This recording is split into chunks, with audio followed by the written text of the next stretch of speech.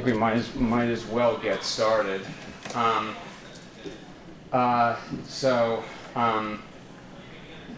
Welcome. Thank you. To the two of you. Hopefully, more people will show up.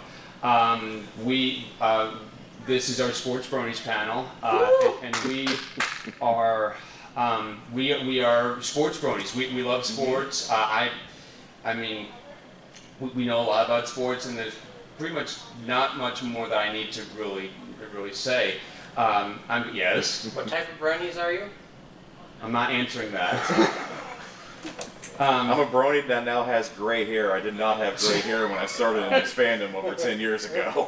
So does that answer your question? So we're going to begin with introductions. I'll start. My name is Red Card from Philadelphia, Pennsylvania. I follow the sports teams that I follow, or the sports I follow. I follow the Philadelphia Eagles in the National Football League, winners of Super Bowl 52, beat the New England Patriots. Yes. Got revenge for Super Bowl. What was that? Thank you for that. Got revenge for Super Bowl 39's loss to them. I also follow the Philadelphia Phillies. I'm in Major League Baseball. I'm glad Major League Baseball is back. Mm-hmm. When we did this panel at HarmonyCon, which, by the way, happy Jackie Robinson Day, 75th anniversary. Oh, that's today. It is. Oh, wow. Oh, that's awesome. Okay. Thank you for sharing. when we were at HarmonyCon, we were asked the question, do we think that baseball is going to be back this year? And I said it's probably going to be a toss of the coin of either baseball is going to be canceled this year, or Rob Manfred's going to step down. Neither of those things happened, but we have got baseball back, so that's good. Also, Philadelphia 76ers in the NBA, Philadelphia Union in the MLS, Philadelphia Flyers in the NHL, who are doing absolutely poorly this season. Also, the Villanova Wildcats, especially in men's basketball, made it to the Final Four, but got trounced by Kansas, pretty much. But they won national championships in 2016 and 2018, respectively.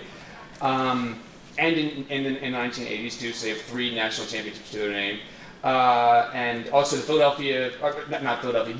United States men's and women's national soccer teams as well. And finally, the U.S. qualified for the World Cup after missing 2018. Sports that I participated in, I played soccer when I was in kindergarten and in high school. I played basketball when I was in high school. I played golf for 1 spring when I was in high school, and also played tennis in high school as well. And as you can see, I am actually certified as a referee in soccer. This isn't just a costume. This is the real thing. So yeah. Do you wear like pony patches when you're reffing? No. For credibility reasons, I can't. I actually have my. I actually should have brought it with me. I actually have my actual USSF certified badge for this year up in my room. I should have brought it with me. Stupid me. I did do that. Taylor. All right. So I'm Taylor. Most of you know me as the nut that goes around conventions in Glimmergain armor or Glumar. I'm also pretty infamous on Twitter, apparently.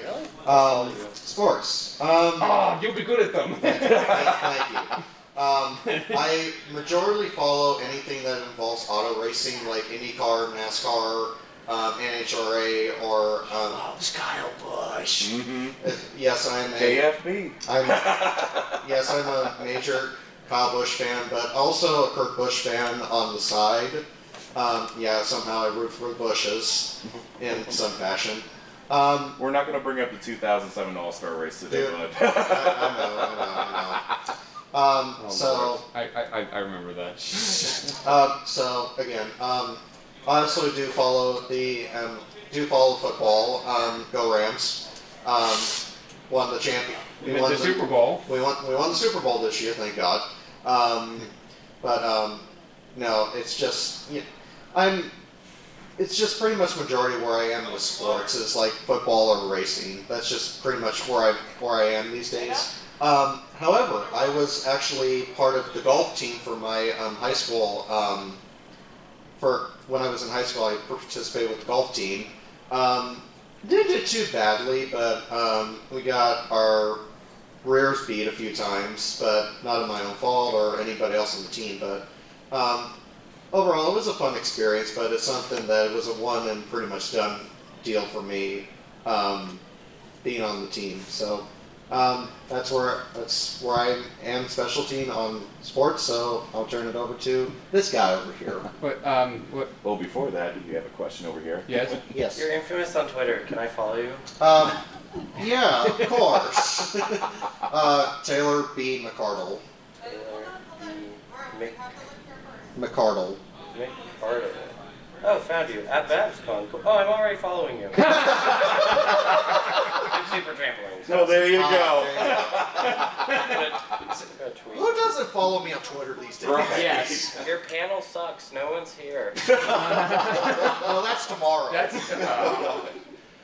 Anyway, good afternoon, everyone. This is Balto Racing. So before I go into some of the other questions, you can find me at Balto Racing both on Twitter and also on YouTube. And I'm Redcard94 on Twitter if we're putting out our social media. Sorry. Might as well do I'm that. following you already too. Well, that's awesome. So you already know Red card. all the ins and outs and all the Redcard94. Yeah. Red card. 9-4. Cool. Yeah. So anyway, hello everyone on the YouTube world. I'm Balto Racing. Follow. Yes, this is me in the flesh, and yes, I am big. I understand that. So going a little bit of a background in terms of sports for me, obviously just like Taylor, the biggest thing I'm into is NASCAR. I have been a NASCAR fan now. This is my 25th season, so it has literally been my entire life. I am 32 years old, and I've enjoyed this sport for 25, so it's been a really, really long time. My original favorite driver was Jeff Gordon. He's the guy that got me into the sport. He was and still is my hero. And my favorite driver now is Chase Elliott. You can go ahead and say boo and say all Chase Elliott fans suck. Trust me, I hear that every single week. Know the feeling. But it's okay. If that doesn't warm your heart, then I'm an Orioles fan, which, as you can imagine, the last few years, it's been kind of rough for us here in Baltimore.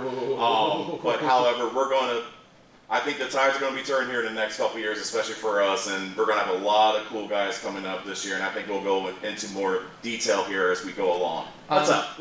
Is Adley Rutschman already considered God in Baltimore? Well, to me, I think Adley Rutschman is Captain America, if you ask me. He is going to be someone who is going to really make a difference the moment he comes up. Right now, he is currently on the IL, so the earliest we're going to see him realistically is probably going to be sometime in mid-May. However, what I really like about Adley is his pitch framing. I really, really love his discipline at the plate as well, and I think he has great leadership values as well. So I think all three of that is going to make a big difference, and it's going to be an immediate impact on the big club when he comes up. And then also, obviously, going to have Grayson Rodriguez that's going to come up, DL Hall, Colin Casher, in a few years going to have Kobe Mayo, and remember, we also have the #1 draft pick in this year's draft too. So I'm not joking when I say this. I think the tides are going to be turning, and I'm going to keep saying it. We're going to be the 2024 World Series champions. So He was talking about that about last night. It's I was wondering why he was choosing like that specific year, and it's like that was a pretty bold prediction. Well, you got to take a few things into consideration. Obviously, we have, believe it or not, we actually have good players on the big club right now. John Means, I truly believe he is an ace. He threw it's not even the fact that he threw a no-hitter last May in Seattle. He's consistently good. The only problem is his health, and obviously he's on the IL right now, even after 2 starts. If he can stay healthy, he's going to be someone who's going to make a difference in the front end of our rotation. But also Cedric Mullins has made a huge stride. A few years ago he was actually sent down, not even to AAA, to AA. And then he came back up and he focused more on just being a left hitter, and it really made a difference last year. He mashed the ball. I believe he went through 4 consecutive games where he had leadoff homers. Cedric Mullins is going to be a huge difference maker on our ball club. Obviously, you also have Trey Mancini. His contract is up at the end of the season. So it is up in the air whether he's going to stay in Baltimore or not, but even if he doesn't, we do have Ryan Malcastle. Ryan Malcastle, to me, did not get any love when it came to the Rookie of the Year race last year, but he is a really good hitter. He's gotten better, and I think he's gotten better as a first baseman as well. So I think Malcastle is going to be someone who's going to really make a difference on this ball club for years to come as well. We did originally have. We're supposed to have 4 panelists when we applied when we sent in the panel application originally in 2020, and our the fourth member of this panel was supposed to be Thoth Penswell of the Rift Ponies. He unfortunately could not make it out this year, but Thoth, we're thinking of you in we know you're here in spirit, but and we're thinking of it. He works at CBS, by the way. Yeah. and so he's very busy nowadays. Yeah. So yeah. If it's any consolation, I do kind of look like Thoth, so his spirit. Thoth I 4.0. just crossed my he's been eyes, called. Right. make 2 of you. But now there's 2 glimmers. And just for you, Thal, oh, Yankees win! Oh, Yankees win! Oh God. That pains me as an Orioles fan to say that, but that's for you, bud.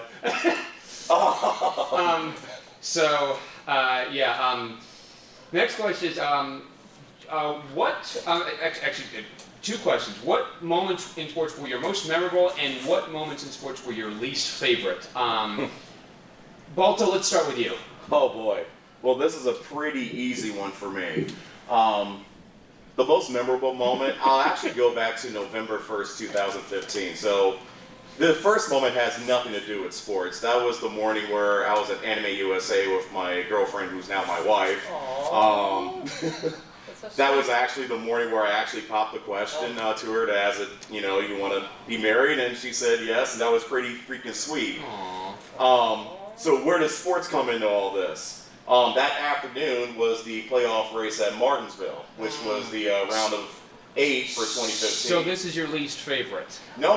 This is part of the most memorable.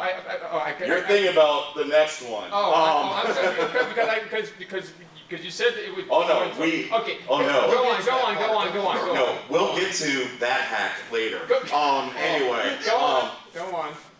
The 25th. What I always tell people is, for me, when I was, preparing to pop the question to my wife, I could control that. I was confident in all that. I really wasn't that nervous about that. However, knowing that 2015 was Jeff's final season, he was in the round of 8.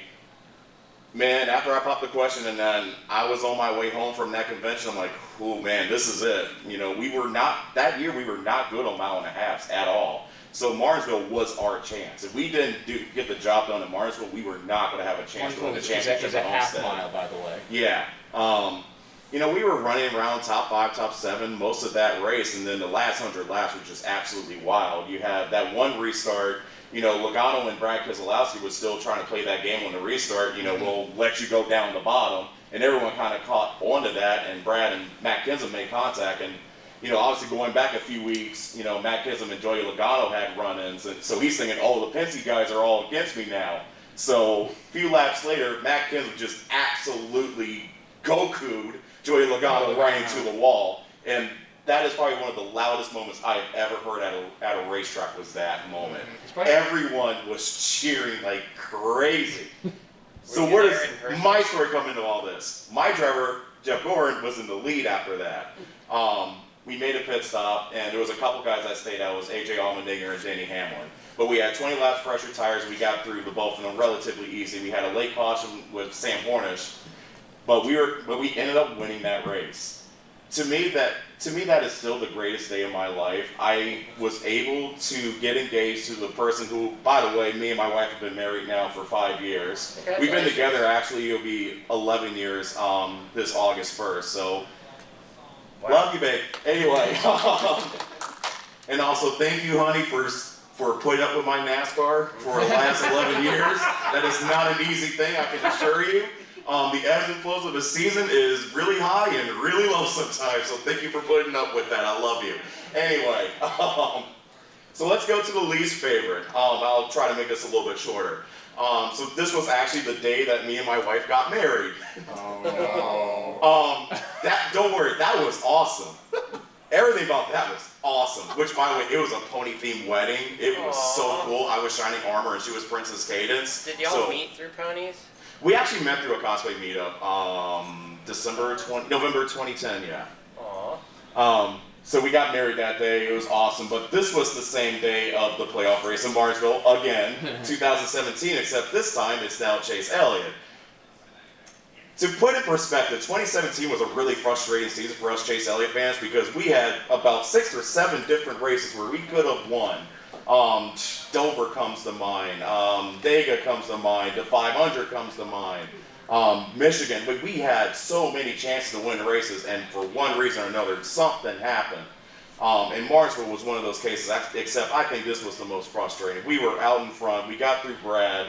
Obviously, it's debatable how we passed Brad, depending on who you ask. But either way, Denny Hamlin got behind Chase Elliott, and he just basically used him as a break and just absolutely wrecked dumped him, basically. Just straight up wrecked him.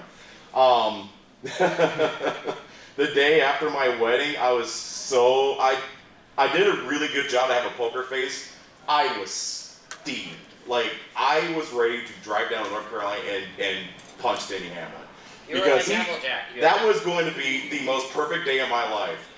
I got married to the love of my wife, and Chase got his first career win. And Denny said, low note. But it's okay. A, we got our payback 2 weeks later at Phoenix. And B, we have a cup. He doesn't. Who's the hack now, Denny? Taylor. I'm not sure I'm going to even top that. Let's just start with the most memorable moment. 2015. My driver gets involved in a wreck gets involved in the Xfinity race at Daytona. First race of the season for the Xfinity cars. For the first race of Xfinity cars. And he, at the time, at Daytona, you're either going to get greedy or you're just going to be stuck in line hoping something happens. Mm-hmm. So he jumps out of line, and then all of a sudden his car gets loose, and all of a sudden goes the big one, and he goes right straight for the inside wall. Which with no safer barriers. With no safer barriers. It was basically concrete at the time, still. And in 2015, how did they not have safer barriers on that inside wall? It's beyond. Ask Jeff. We found a non-safer barrier at Atlanta that next week. But continuing, so there he is, and the doctors found that he broke his leg in the wreck. So he's had to be out of the car for 6 to 8 weeks. And I'm thinking, well, there's no point in watching the rest of the season because he's going to be coming back from a leg injury, and I'm not sure he's going to be the same as he was. Oh, how dead wrong I was on that one. So they go to Sonoma, which is a road course, and all the places for you to come back, for you to come back and run a road course is insane. Mm-hmm. But somehow, one way or another, he came back and won Sonoma, and then he won the next 3 races in a row. So all NASCAR told him to do was be top 30 in points and win a race. He did that, and also winning the Brickyard 400 that same year, which is kind of remarkable. So now he gets in the top 30 in points and is now officially in the playoffs. Now comes the hard part of getting through the playoffs, where I didn't think we were going to get through them, but somehow by another we got through the skin of our teeth. Mm-hmm. So we get to Phoenix, and actually I still have to thank Jimmy for winning Texas, because if had Brad won that race, Kyle wouldn't have been in. And Brad led all but 12 laps of that race that day. He was dominant. And Jimmy pretty much got it at the end. So so there we were. If it wasn't for Jimmy winning Texas, we would not have been in at Homestead. So now we have, Harvick, Logano, Kyle, and Jeff in the playoffs. Obviously, I would know that. You just talked about him. Jeff in the playoffs. So all throughout that race, we were just kind of there in the middle, but then Adam Stevens made a lot of grid adjustments on the car, and somehow we got our way to the front by the end of the night. And throughout all that, he goes and wins his first championship, when I didn't think after him breaking his leg in an Xfinity race was going to be even possible. So, yeah, it still remains as a highlight, and he's now a two-time champion in the Cup Series. He won in 2019 again. My least favorite. There's too many to even name. So I'll make this very quick. When my Rams beat the Saints, and then we got to face the Patriots in that game. That was the worst Super Bowl I had ever watched, by the way. Yeah, It's still a game. Even to this day, I think the Saints. It's like watching Sure. a race at Texas. It's true.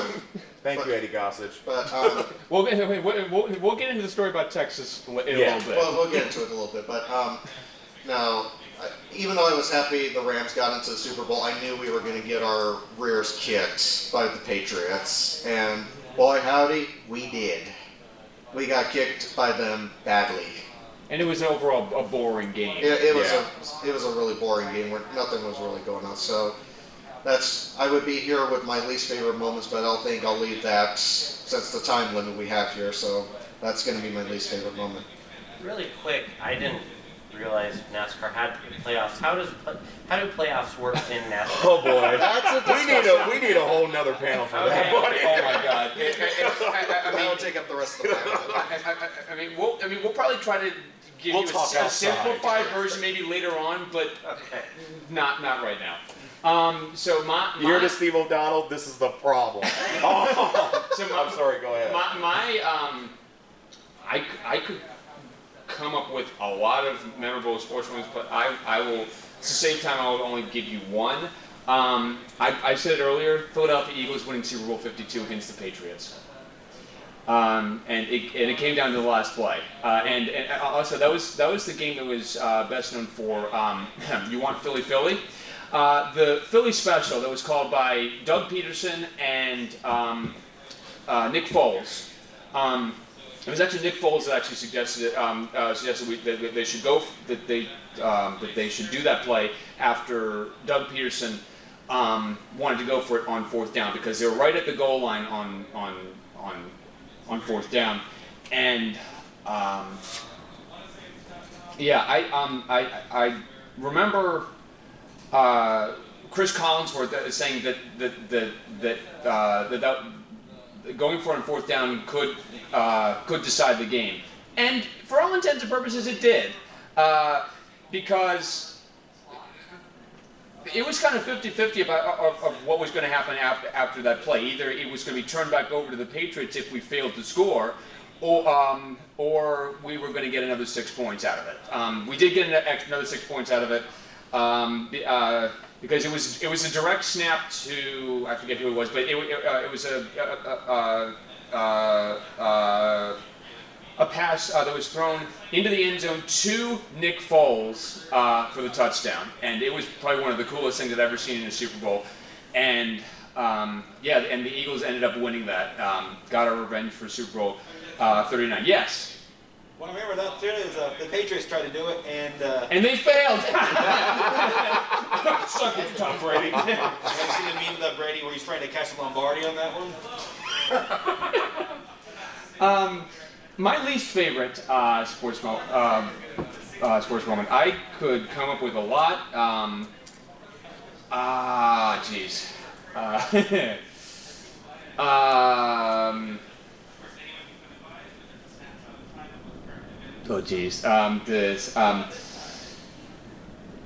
One thing I could think of at the top of my head that I didn't mention during this panel at HarmonyCon was when the U.S. women in the 2011 Women's World Cup lost on penalties to Japan. I remember that. We were the #1 team in the world and we lost. But yeah, I guess that they were the better team. They had motivation because they just had the earthquake in 2011. Mm-hmm. So yeah. So how has being a Brony influenced your love of sports, or how has sports influenced you being a Brony?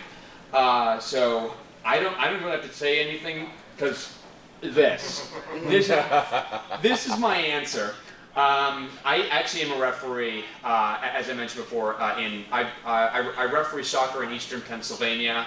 I know the rules to, as is known as the laws of the game, as the International Football Association Board wants it to be called, or FIFA, FIFA or IFAB. I know the rules to that. I know basically the rules to baseball, football, basketball, NASCAR. Yeah, that's pretty much it. So what about you, Taylor? Well, I was in sports before I got into this fandom, so, it's provided its challenges. Not many people in the sports world would, associate yourself with another personality or something in this nature. So, man, I'm really having my train of thought really gone here today, but We call that a stage break. I hate you so much. But no, it's just, We'll get into that in a little bit about the stages. but being a part of NASCAR and what it depends on where you stand on other things. It's just being loving like two different personalities like you're fans of, like Starlight Glimmer. Not many people liked her in the beginning and got to like her in the end. Kyle's the same way. Not many people liked him in the beginning, and some people that hated him in the beginning now actually like him because of his opinions. Some still don't like him, actually. And they never will. But no, it's just been interesting. I don't think it's been much of a difference, but getting to know people that like sports, and that's actually how I began my friendship with this guy over here, because I didn't know he was actually also in the NASCAR, so, that's what grows your friendship a lot better, is that, you share that same interest. And I think that's so interesting, is that when you share two common interests, your friendship really blossoms. Yeah, and it really grows from there. So I'm very thankful for this guy over here, for being a good friend of mine. But no, it's been an interesting change for me, and I wouldn't have it any other way. If I could mention just one thing about Kyle Busch, I think a group of people that still probably hate him nowadays are anyone who are fans of Junior. Yeah, you're not wrong. Dale Earnhardt Jr. For those who don't follow NASCAR, it was like the Earnhardt is a very popular name in NASCAR. Dale Sr. And then his son Dale Earnhardt Jr. He's been the most popular driver probably ever since Bill Elliott retired. Where this I guess animosity, for lack of a better word, where that stems from, is an incident in the 2008 spring race at Richmond. I'm sorry, Taylor, but I still never like to talk about it. I really wanted Junior to win that because that would have been his first win for Hendrick Motorsports and his first win in over a year. But I mean, he did win at Michigan later on this season, but that was a very controversial finish to that race. Clint Boyer did end up winning, which I like Clint Boyer a lot. Actually, he's a pretty nice guy. And provides a lot of comic relief during Sundays now. He does. Sorry, Mike Joy. Now, and also on the subject of Clint Boyer, I'm sorry, Balto, but I didn't like it when Jeff Gordon just wrecked him at Phoenix. I mean, it's fine. We still had a chance to win the championship a few years later, so water under a bridge. And with that, I'm going to turn it over to you. So actually, it's really funny that you mentioned that race in 2008 because that was my intro for my YouTube channel for a couple of years. So obviously, if you put the two and two together, it's pretty obvious where my name comes from. Balto from the actual true story, then the Balto movie, which is actually my second favorite movie next to Days of Thunder. And he's also from Baltimore. Also from Baltimore, so... Oh, if you go to Baltimore, please go to Jimmy's Seafood. It is the best crab cake in the world. Anyway, Triple meaning. but anyway, my intro for that channel for a couple years actually came from that finish. I had balls go, oh, what's the worst that can happen? Oh, we turned him! Oh, we turned him! No! that was GW. And actually, one of my buddies, Frisky Nixon, actually posted on my personal Facebook that recently. I'm like, oh my god, does that bring back some memories? But anyway, man, combining your love for sports and this fandom, there are a lot more similarities than people really do think. For me, it's the passion that you have for what you love. For me, whenever someone comes to me and you meet me, that's probably one of the first things that you're going to know about me is how passionate I am about something. Listen, I've been passionate about racing for 25 years now. It's not something that's recent. It's not something that I BS about it. It's something that has been a part of my life, that is like a part of just my whole being. Without NASCAR, I don't know, man, I would lose a part of my soul, quite frankly. And, with the Brony fandom, I've been a part of this fandom for over 10 years. Like I keep joking with people. When I started this fandom, I did not have gray hair in my beard. Yeah, man, the end of these races will add the stress and will add the gray hair, so this will not stop. But don't worry, my beard isn't as good as Charlie's. But anyway, but no, it's the passion that you have for this fandom and the passion that you have for whoever your sports team is. Even for me, being an Orioles fan and just how terrible we've been the last few years, I can't begin to tell you how many people have come to me and say, oh, you should turn to be a Yankees fan, you should be a Nationals fan, you should be this, and that. And I'm like, no. One of the biggest things that I always, my hallmarks is loyalty. Which, loyalty, Rainbow Dash. Yeah. Rainbow Dash was one of my favorite ponies. Not my absolute favorite pony. I love you, Brayburn. Anyway, Okay, I just want to ask, why is there a tiny little Fluttershy on that? that is a really good question. I have no idea. But you know what? This blanket is 96% Brayburn, and to me, any part with Brayburn, okay, that sounds really wrong. Anyway, that was not going down that direction. You can have fun with that in the YouTube comments and tell me how cringe I am. Trust me, I already know. But no, it's truly the passion that you have, and the people that you meet throughout both fandom as well. Like, Nathan, for example, I think we've known each other for 5 years now. In our love for baseball and the fact that we cheer for two teams where sometimes it's not the easiest to cheer for. I know for you guys recently, you sold off a bunch of guys recently, and that's not fun. But you know what? There's always a payoff at the end of the day when you guys are good again and you have a chance to win the big prize. Man, that is the coolest thing in the world. And also when you see your favorite pony do something amazing, and then you meet the people through this fandom and you get to see them succeed, you feel like you're a part of that. You're a part of that, and it's really special. I just want to take a moment to say that this panel is actually sponsored by Touch of Grey for Just for Men. Seriously, just do yourself a favor and get up. I'm just saying. Good. So, the next question is, if the ponies and equestrian girls were to have a sports meet or match between each other, what sport and who? What sport would they be playing, and who would be the best athlete?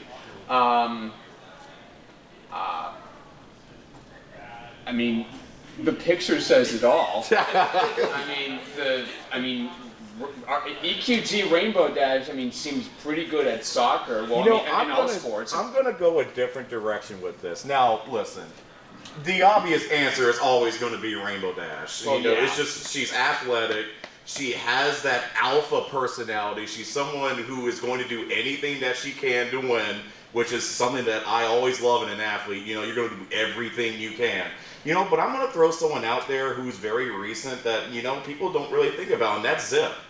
I think Zip has the talent, but I think she also has the smarts as well. And, especially in an athlete, you go through those big moments where, are you going to crumble under pressure? And Zip, to me, seems like someone who will not crumble under pressure. I really like that about her, and, I think that's one of the reasons why she's actually my favorite G5 character. And plus, she has that athletic, tone, and she's really good at flying. I think she could really excel in so many sports, but she can also take what she has learned from the battlefield and coach people as well. You know, in our world, I think she personally would make a really darn good crew chief, you know?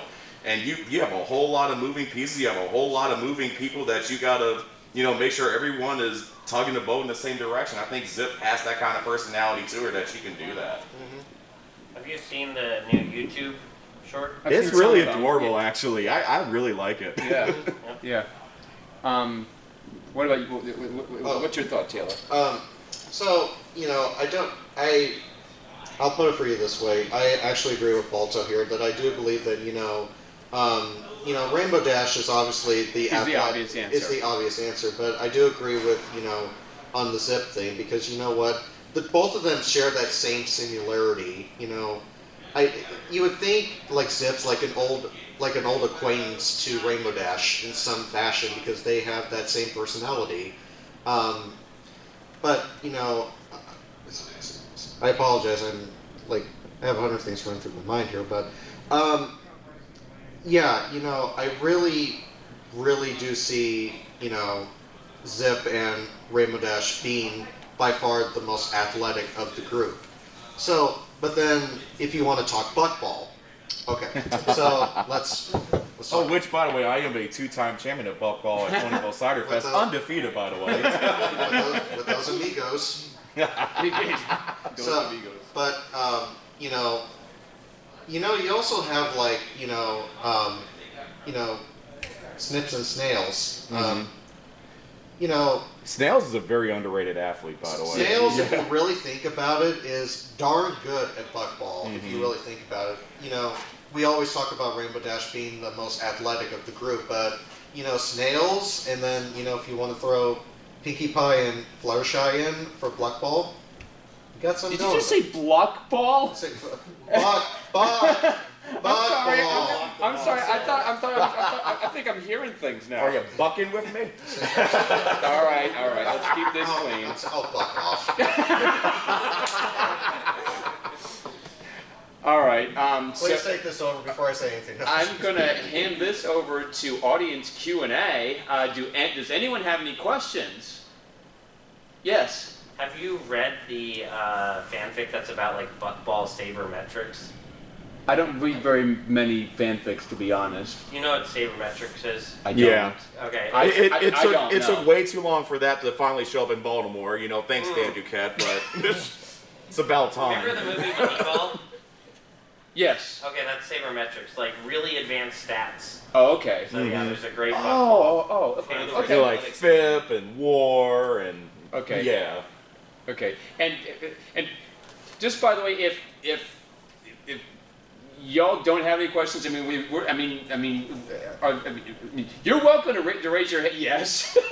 I was ready to say because I'm just going to talk racing the next 20 minutes. Yeah, I was and no about one to has say. questions. Alright, so I heard that you were a Rams fan, correct? Yes. So what would you say is more satisfying win? Against the Niners or against the Super Bowl win? Yes. Yes. Well, both teams played good that day. Absolutely. Let's just be fair right there. No, In the Super Bowl, yes. There's two ways about it. I'm done Jimmy G after that. Yeah. You know what? Actually, now that we're talking about this, and I noticed that you're a Dodgers fan, I have to ask you this personally. Obviously, the other day, Clayton Kershaw Oh my threw God. 7 perfect innings, Don't get me started. you know what? Listen, I know this is audience Q&A, but I want an answer from the audience. I want to go to you first, and then we're going to go to you second. We need to talk about this for a few minutes. What did you think of that? So he might have more of a description of that. The floor. Because I was at work and I barely heard some on the radio and stuff. Yeah. And then just reading these wait, he had a great. Yeah, he threw 7 perfect innings, and then he was taken out. I Yeah. was like, dude, it's 7 innings. He could have gotten. Listen, we have let him play more. Listen, we've had 1.5 million no-hitters. No-hitters, cool. We've only have had 23 perfect games in the entire history of baseball. Come on, man. That could have been his last chance of ever doing that. It's just, sometimes we let numbers and we let analytics we take that over to what the eyeballs see on the field. You got to mesh those two together well and not depend on one or the other 100%. But it is what it is. I made Photoshop somehow what I thought I So do you remember Dave Roberts' quote like, "Oh, we're guaranteeing the World Series win"? Yeah. I took that and did this. Wait. Oh my god! A perfect game. Wait. Go back. I'm very stupid. And this last one. I ain't stupid enough to think I can guarantee another World Series title. So that's my thoughts on it. And You know what? I think that's a perfect way to end that discussion. I was gonna say like, I mercy. did find out some reasoning. It was because of I guess he was coming off an injury. Yeah. It was condensed spring training, so pitchers are really off right now. But you know what? He's a longtime veteran, future Hall of Famer. He's not some young kid in his 20s, and only 80 pitches. Like, Listen, Nolan Ryan had a performance in which he threw 235 pitches and then he came back 3 days later. Like, man, come on. Can you imagine MLB organizations today saying that? They would see if that happened in Baltimore, they'll throw you off the top of the warehouse. Oh! One thing that I wanted to ask you guys. Starting this season in Major League Baseball, umpires are now making verbal announcements after reviewed plays. What are your thoughts on that? I'm actually okay with that personally. You know, you run the situation, especially when you have a challenge, and it's a really confusing situation. And if you're at the ballpark, you legitimately don't know what's going on. Right. So it is a step in the right direction. I think I want more consistency with that. There are some umpires that only do it at the end of a challenge, and then you have some umpires that do it right, that tell you what the challenge is, or if they're reviewing it on their own, and then let you know what the result. I think this is a step in the right direction, personally.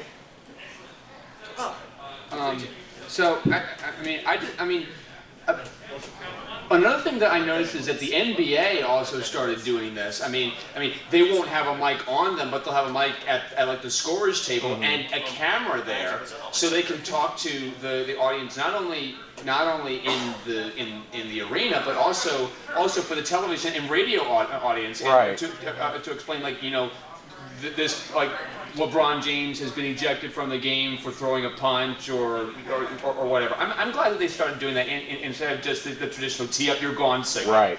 I think for baseball, I think that what they should really expand on the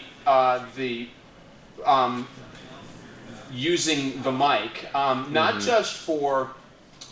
I mean, you know, to keep the game going, like, not just for challenges or umpire reviews, but, like, you know, to tell people that, you know, and this is, you know, sort of stemming from, like, you know, something that I heard from, like, a bench clearing brawl that just within the last week. Yeah. That because of the tussle, I forget who it was between, that some players were ejected from the game. The umpire should come on the microphone and say who's been ejected, so the commentators don't have to ask those kinds of questions. And I'm gonna give you something that kind of relates to that, but people don't really think about. Think about, especially in the last few years, how big sports betting has gotten. You know, a lot more states now allow that compared to 4 or 5 years ago. So if someone gets ejected from a game, that could literally be the difference between winning $20 or winning $200,000. Yeah. Like, sports betting is a legitimate multi-billion-dollar business. So we need to know what decisions are being made. We need to know in those situations who's being ejected and why they're being ejected. Because, you know, quite frankly, we're talking about 6 figures here for some people, and if you go to some bookers, probably 7. So, and it's going to continue to be like that moving forward. And I mean, you know, I know that these, like, you know, like the microphone sort of, I guess, protocols, if you will, are still kind of in their infancy. It's something that that Major League Baseball is trying out beginning this year. And personally, I like the idea. I've seen a lot of positive responses to it on like Twitter, on YouTube At the comments, ballpark at the itself, ballpark. Because it makes it easier for people to understand what the decisions are, as you pointed out. But I think that and I understand it's something that they're trying out in Tennessee. But I think in the coming years that if I assume that they're going to continue to do that, they should expand on it. I agree. Expand on it enough that it keeps the flow of the game going, and doesn't entirely adopt the style of how the NFL referees do it. I've seen a lot of comparisons that like when the umpires come on the microphone, it now sounds like they're at an NFL game because like the referees announce like it's been a holding on number 62 on the defense, 5-yard penalty, still second down. And false start. Everybody but the quarterback. False start. Everyone but the center. Or the one referee at Houston last year. Hey! That was I was cracking up at that. No, but I think that MLB should consider expanding on what should be announced, not like. Because I understand to see like the umpires make the signals like you're out, you're safe, obstruction, or that's a balk, I think stuff like that. anytime in a situation in which you have to have all 4 umpires come together to make a decision, I think that is definitely a case in which they need to come on the they need microphone, to let the crowd know what the decision is. As I said before, I've heard some commentators say that it sounds like they're at a football game. I mean, Okay, and the NFL is the most popular sport in this country by a country mile. So what's the problem with that?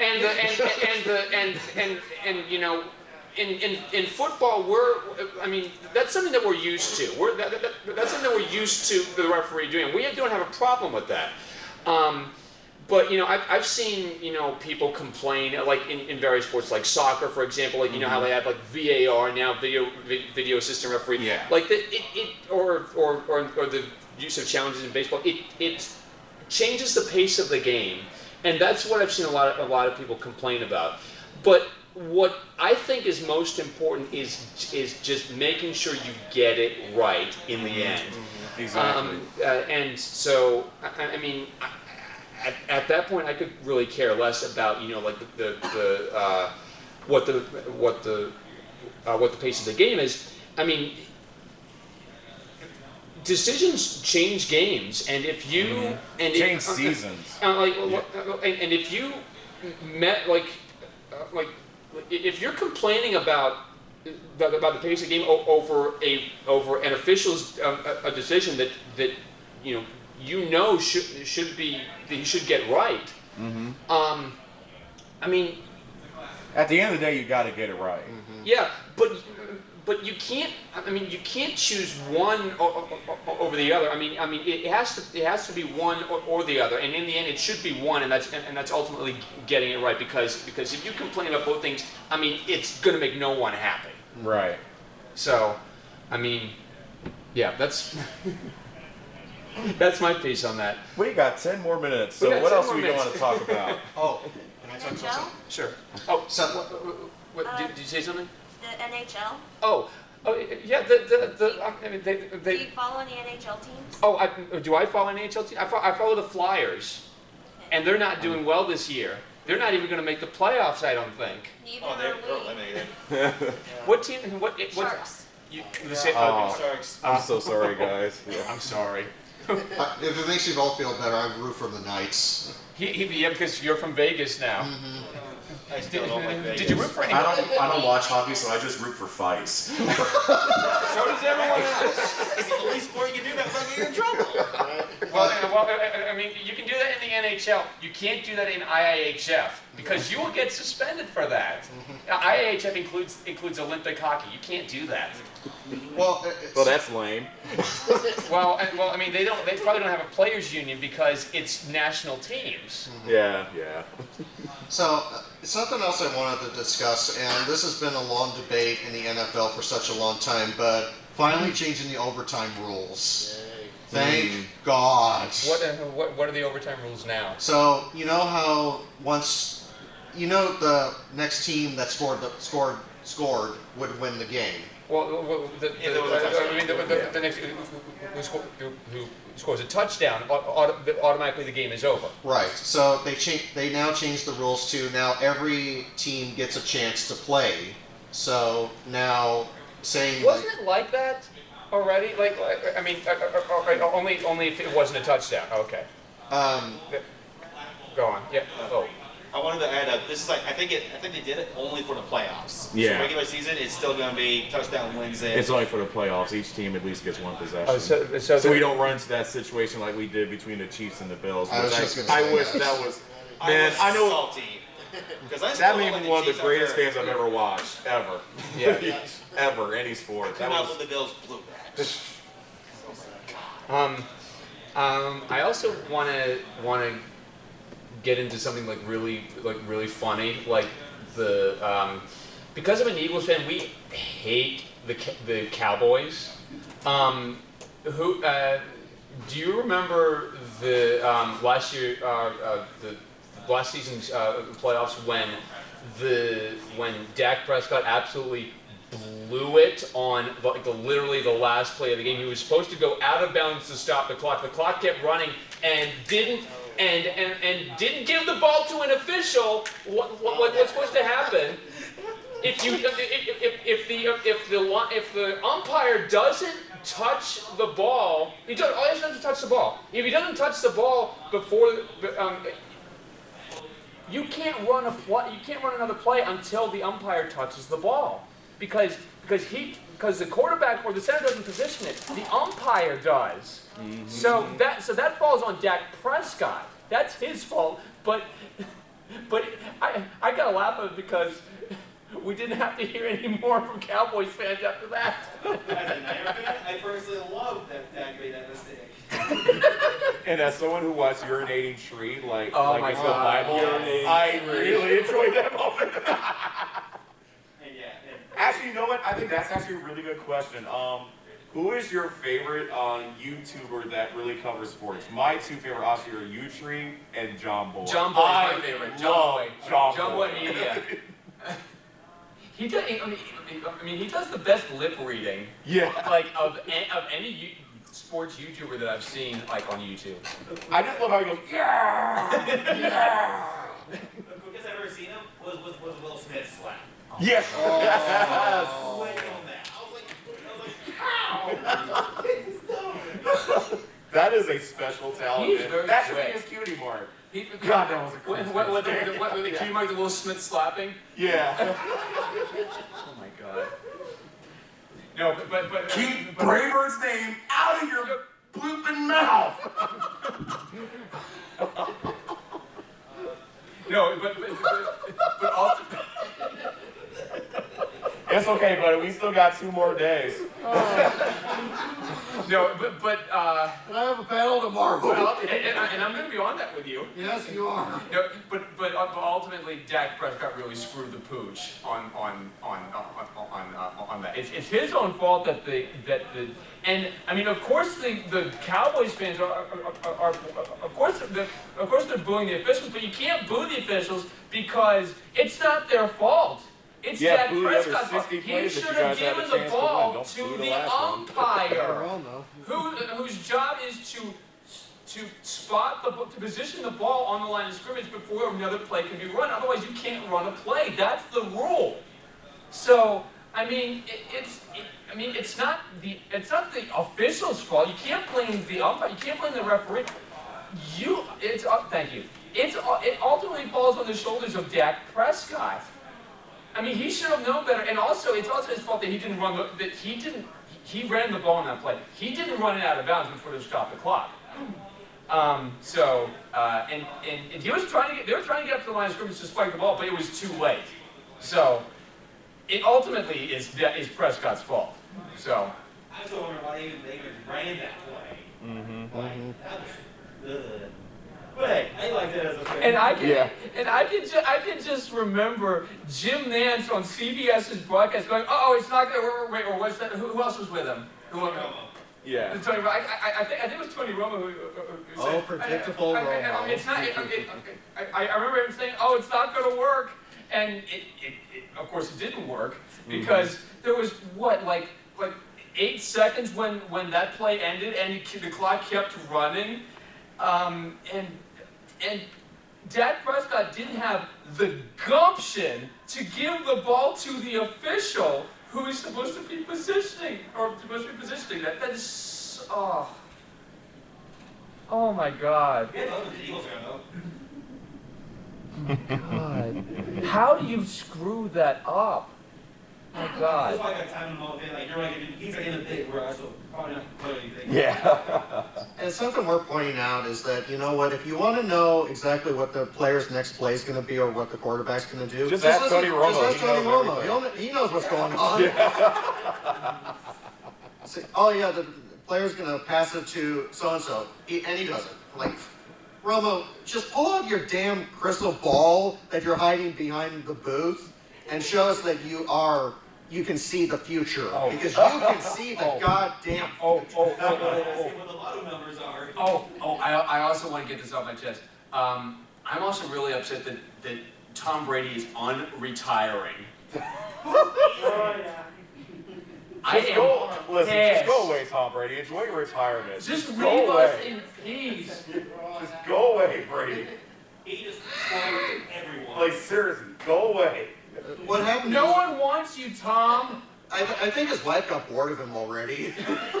I was born with him 15 years ago, quite frankly. So, I suppose since we are getting close to the time limit, I do want to appreciate everyone that's been here in person. I'm really glad to see all of you in the flesh and not through a computer again. It's really nice. Yeah, and also for everyone on YouTube that's watched, really appreciate it to listen to all three of us ramble about sports. It's been really awesome. By the way, for a choice for Sunday for the dirt race, I'm going to say Ricky Stenhouse Jr. Absolutely no one. Everyone wants to talk about Kyle Larson and Christopher Bell when it comes to dirt racing. No one talks about Stenhouse. Stenhouse comes from a dirt background. You're not even He's actually a sprint car. picking your own driver? Who are you? Hold on. Listen, I also have to be realistic. Also, Stenhouse is a sprint car owner for the World of Outlaws. Sheldon Haudenschild is an awesome talent, by the way. And also, quite frankly, it don't matter if it's dirt or if it's concrete. He's really good at Bristol. He finished second last year. I'm telling you, this is a season where we're getting a lot of surprise winners. I'm going to tell you right now, call my shot, Stenhouse. Well, alrighty then. Yeah, but By the way, thank you everyone for coming. Thank you very much for coming, guys. thank you guys so much for coming. You've been an incredible audience and hearing us talk about sports and then some of us being cringy again. And just rambling. Still love you, on. Braver. and just listening to us like ramble on about about just guys that we hate. Tom Brady. Or me talking 20 minutes about something that probably no one in your audience watches. True. Yeah. So all I can say is go For for more this. NASCAR top content, please follow Baltimore Racing on YouTube. Anyway. If you want more Starlight Glimmer talk and Kyle Busch, Taylor B. McCardle on Twitter. Yeah. We're all on Twitter. I'm on Twitter. He's on Twitter. And Balto's on Twitter. He's also on YouTube. I'm on YouTube. We both run our own channels. I'm just a Twitter holic here. Yeah. He says. So we want to thank you guys for coming out and supporting this panel.